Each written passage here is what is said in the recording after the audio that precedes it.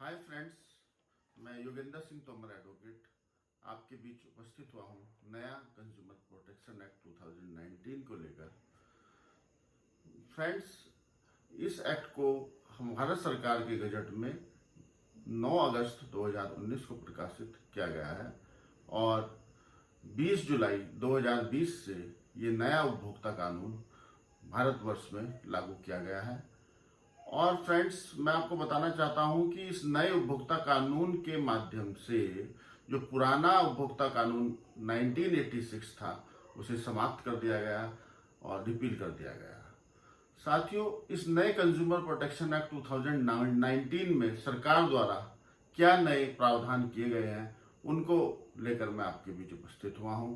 तो फ्रेंड्स, सबसे पहले मैं आपको बताना चाहता हूं कि ये एक्ट आपको कहां पर जो है प्रोटेक्ट करता है।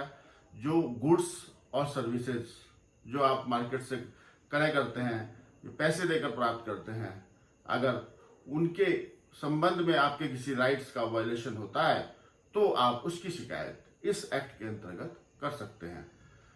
फ्रेंड्स, इस एक्ट में आप पहले जो पुराना एक्ट था उसके अंतर्गत ई कॉमर्स कंपनियों को शामिल नहीं किया गया था, लेकिन इस नए उपभोक्ता कानून में आपकी ऑनलाइन ई कॉमर्स कंपनी जैसे अमेजॉन, फ्लिपकार्ट, मिंत्रा जैसी कंपनियों को जो ऑनलाइन टेली शॉपिंग करती हैं उन्हें भी शामिल किया गया है। अर्थात उनके खिलाफ भी अगर आप उनकी सेवाओं से या उनके प्रोडक्ट से आप संतुष्ट नहीं हो तो उसकी शिकायत भी आप इस नए कानून के अंतर्गत आप संबंधित कमीशन को कर सकते हैं। और फ्रेंड्स, इस एक्ट के माध्यम से सरकार ने जो अहम बदलाव किया है उसमें यह किया है कि पहले आपको जो है शिकायत करने के लिए उसी विक्रेता के जिससे आपने सामान खरीदा उसी शहर में आपको शिकायत करनी होती थी। अब इस नए कानून में जहां आप निवास करते हैं या जहां पे आप कार्य करते हैं वहां से भी आप जो है उसके खिलाफ शिकायत कर सकते हैं। सपोज कीजिए कि आपने दिल्ली से कोई प्रोडक्ट खरीदा है और आप देहरादून में निवास करते हैं और हरिद्वार में आप अपना नौकरी या बिजनेस करते हैं, तो आप हरिद्वार या देहरादून कहीं से भी जो है उसके खिलाफ शिकायत कर सकते हैं। साथियों, कंज्यूमर जहां पर निवास करता है वहां पर तो वह कर ही सकता है, बल्कि अब मैं आपको ये बताना चाहूंगा कि किस कमीशन में आपको शिकायत करनी है।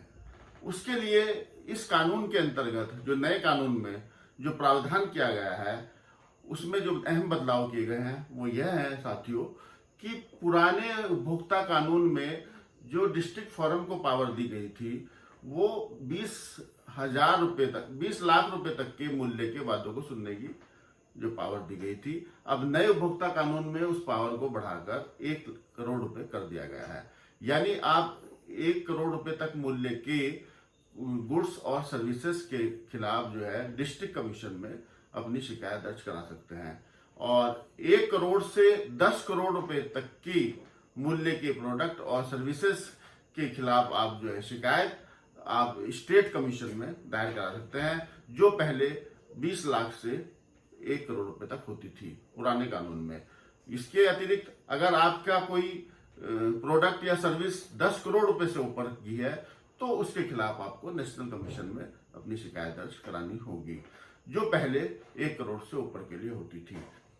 बाकी फ्रेंड्स, मैं इसमें एक लिमिटेशन की भी बात उसमें कही गई है कि आपको गुड्स या सर्विस खरीदने के 2 वर्षों के भीतर संबंधित कमीशन में शिकायत दर्ज करानी होगी।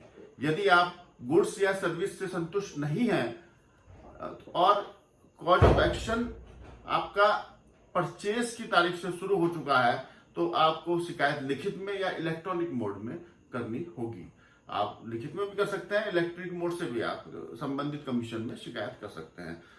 कमीशन को शिकायत करने के लिए आपको जो है एक्सेप्ट और रिजेक्ट करने का अधिकार भी इसमें कमीशन को दिया गया है।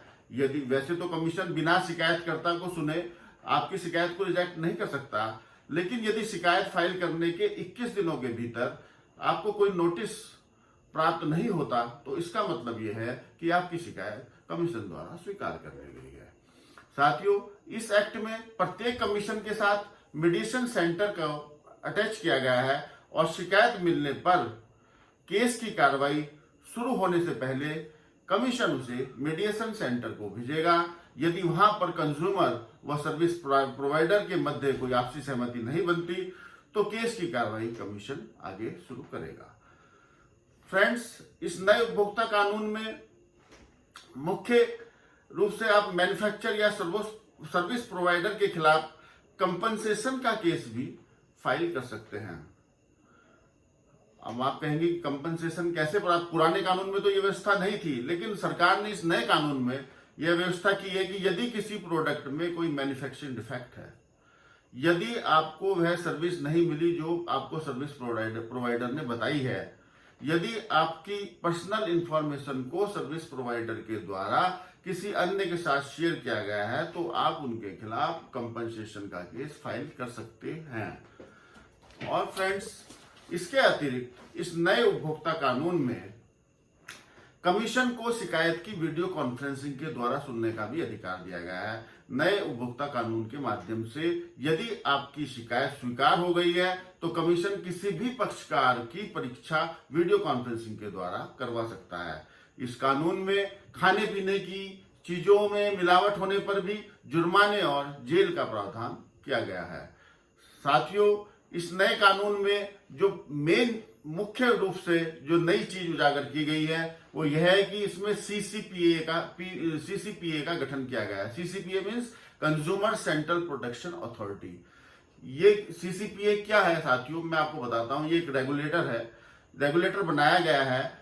कहीं बड़े स्केल पर यदि कंज्यूमर राइट्स का वायलेशन होता है तो इस रेगुलेटर का काम होगा कि यह उसका सुमोटो कॉग्निजेंस ले और यह रेगुलेटर नई गाइडलाइंस भी जारी करने का अधिकार रखता है। अगर इसे लगता है कि कहीं किसी ऐसी चीज से किसी आम पब्लिक का कंज्यूमर राइट्स का हनन हो रहा है तो ये उनके लिए नई गाइडलाइंस भी जारी कर सकता है। इसके अलावा साथियों, इस नए एक्ट में अपील कहां और कितने दिनों के भीतर करें उसके भी बारे में मैं बताना चाहूंगा कि यदि आप डिस्ट्रिक्ट कमीशन के किसी आदेश से संतुष्ट नहीं हैं तो आदेश की तारीख से 45 दिनों के भीतर आप उसकी अपील स्टेट कमीशन को कर सकते हैं। और इसी प्रकार यदि आप स्टेट कमीशन के आदेश से संतुष्ट नहीं हैं तो आपको नेशनल कमीशन में उस आदेश के खिलाफ अपील करनी होगी, लेकिन उसका लिमिटेशन 30 दिन का होगा। और अगर नेशनल कमीशन के आदेश से भी आप संतुष्ट नहीं है तो उसकी अपील आप सुप्रीम कोर्ट में 30 दिनों के भीतर कर सकते हैं।